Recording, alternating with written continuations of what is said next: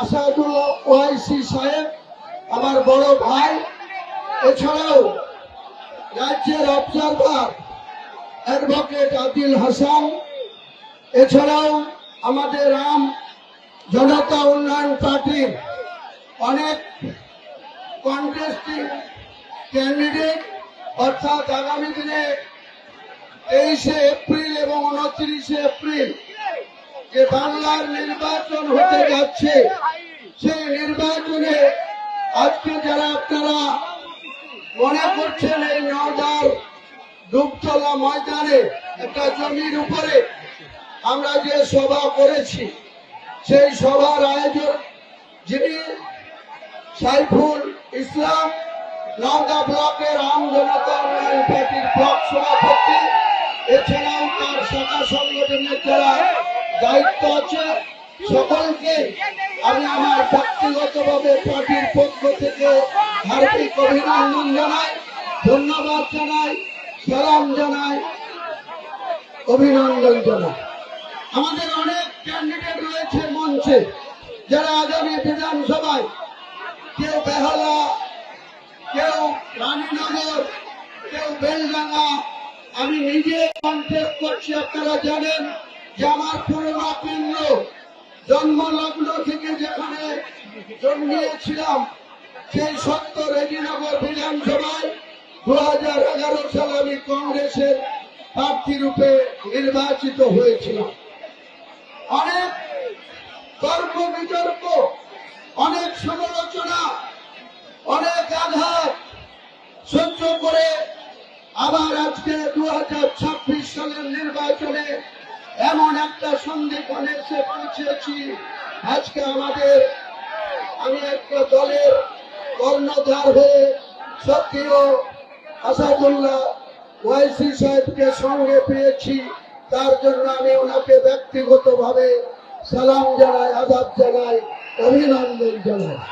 আমাদের একটা উদ্দেশ্য 2011 সালে বর্তমান বাংলার মুখ্যমন্ত্রী মমতা ব্যানার্জি এই মুসলমানদের কাঁধে ভর করে 34 বছরের লেফট ফ্রন্টকে হারিয়ে সেদিনকে কলকাতার অলিতে গলিতে বুদ্ধিজীবীদের জাতি ধর্ম নির্বিশেষে বুদ্ধিজীবীদের নামিয়ে কলকাতায় বাবু সরকারকে পরাস্ত করার জন্য 2006 সালের বিধানসভায় বুদ্ধবাবু 235টা আসন নিয়ে ক্ষমতায় ছিল।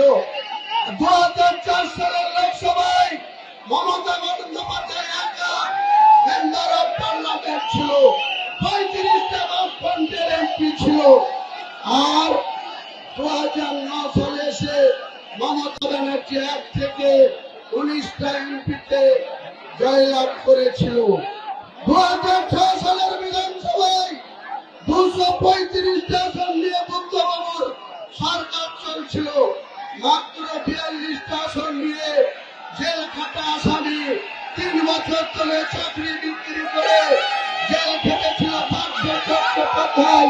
তিনি 6 থেকে 11 বিরোধী দলনেতা ছিলেন, তৃণমূল কংগ্রেসের নির্বাচিত বিধায়ক এবং দলের মহাসচিব হিসাবে।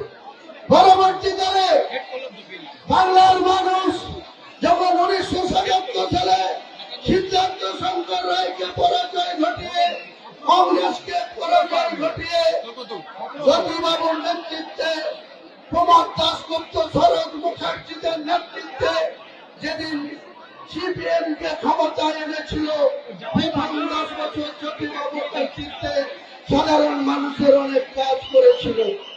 কিন্তু যত ক্রমশ ক্ষমতার লংজিভিটি বাড়ে, যত তিনারা ক্ষমতায় রেকর্ড সৃষ্টি করে 7মবারের পর্যন্ত বামফ্রন্ট সরকার পরিচালনা করে, তখন দেখা যায় তারা পুলিশ আর সরকার মিলে প্রত্যেকটা থানায় থানায় লোকাল কমিটির সম্পাদক আর থানার ওসিগুলা আজকে তারা মানুষের উপরে জুলুম অত্যাচার নির্বিচারে করতে থাকে। মমতা বন্দ্যোপাধ্যায় সেই সুযোগ নিয়ে বাংলার অগ্নিকন্যা রূপে তিনি কখনো কুচবিহার, কখনো হরিহরপাড়া, কখনো জলঙ্গিতে পর্যায় বাস করে গেলে ছুটে যেতে। কিন্তু আজকের নেত্রী, আজকের বাংলার মুখ্যমন্ত্রী, মুখে তিনি বলেন মা মাটি মানুষের নেত্রী, মানুষের সঙ্গে কোনো সম্পর্ক রাখেন না, মাটির সঙ্গে তিনার কোনো সম্পর্ক নেই। তিনি সবসময় তার দলের ক্যাবিনেটের সদস্যদের সঙ্গে পর্যন্ত 2 মিনিট কথা বলার সময় নেই। তার দলের নির্বাচিত এমএলএ ছিলাম আমি। 2রা মে 2021 আমি কাজী সাবডিভিশনে আজকে যাকে তৃণমূলের নেতা করে রেখেছে, সেই অপূর্ব সরকারের থেকে দলের ভেতরে অনেক বিরোধিতা, দলের 2 জন ব্লক সভাপতি তৃণমূলের, আজকে যে ভরতপুরে ক্যান্ডিডেট হয়েছে আজহারউদ্দিন সিজার, সেদিন সে তৃণমূলের ব্লক সভাপতি ছিল। আজকে যে মুর্শিদাবাদের এমপি আবু তাহের খান, সেদিন সে জেলার সাংগঠনিক সভাপতি ছিল। আমার বিরুদ্ধে 12টা প্রধানের মধ্যে তৃণমূলের 9টা প্রধান আমার বিরুদ্ধাচরণ করেছিল। ওই আজহারউদ্দিন সিজার আমার বিরুদ্ধাচরণ করেছিল। আর নুর আলম ভরতপুর ওয়ানের সভাপতি আমার বিরুদ্ধাচরণ করেছিল। কিন্তু হুমায়ুন কবির জনগণের নেতা, তাই এত বিরোধিতা সত্ত্বেও 43,383 মার্জিনে নির্বাচিত হয়ে বেলা 1টার মধ্যে কাঁথিবাস কলেজ থেকে সার্টিফিকেট সংগ্রহ করেছে। গত 3 দিন আগে রাজ্যের যুবরাজ, যিনি সোনার চামচ মুখে দিয়ে জন্মিয়েছেন, মমতা বন্দ্যোপাধ্যায়ের দৌলতে কালীঘাটের বাড়িতে রাত্রি যাপন করে। তিনি এখানে এসে বলছে তার দলের মাত্র 5,000 কর্মী নিয়ে একটা জনসভাকে কন্ট্রোল করতে পারছে না। এদের ঘরে ঘরে লড়াই, যত গোষ্ঠী দ্বন্দ্ব, তাই নিয়ে চেয়ার ভাঙাভাঙি, তাকে বলতে হচ্ছে যে নওগাঁ কেন্দ্রে নাকি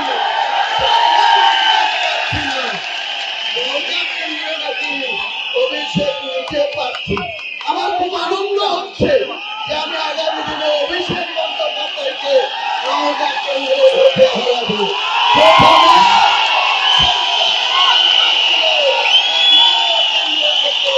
অভিষেক বন্দ্যোপাধ্যায়কে হুমায়ুন কবিরের কাছে ভোটে হারতে হবে, কারণ তিনি নিজে ঘোষণা করেছেন শাইনা মমতাজ প্রার্থী না। হাবিবকে বলেছে তুমি শাইনা মমতাজকে পছন্দ না, ঠিক আছে, অভিষেক বন্দ্যোপাধ্যায় নওগাঁয় প্রার্থী। তাই ইনশাআল্লাহ অভিষেককে